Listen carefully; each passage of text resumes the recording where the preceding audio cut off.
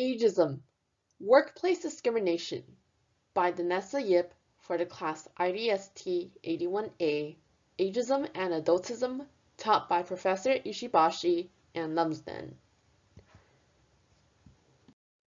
Older people over the age of 65 are assumed to be too old to work in American society.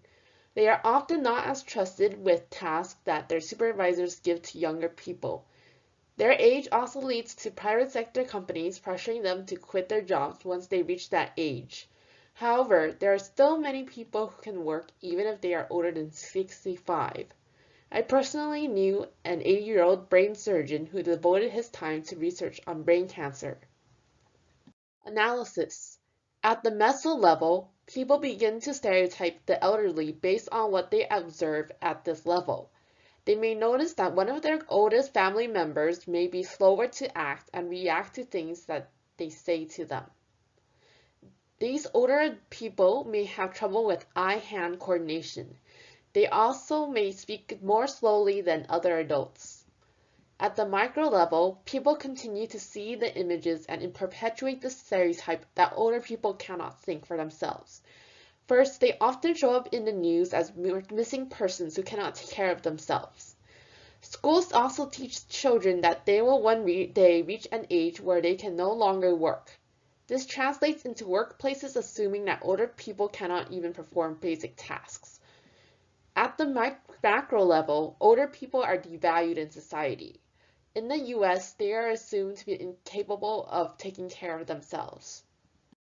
In order to address this at the meso level, one needs to first become aware that there is a problem with the assumption that old people cannot work.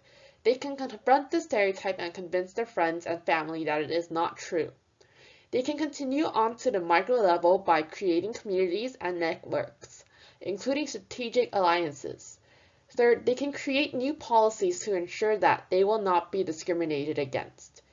In order to reach the macro level, one would have to reach beyond the community and influence society at large. Finally, in order to sustain this change, one would need to maintain momentum and continue to enact the change. I feel the most comfortable speaking about the issue with my family and friends in order to raise awareness. At the workplace, I will speak on the best qualities of my older employees who are a bit to convince my supervisor to continue giving them work and workplace responsibilities past age 65.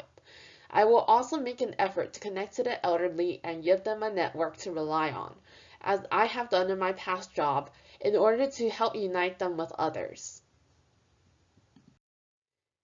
Thank you for listening to my presentation.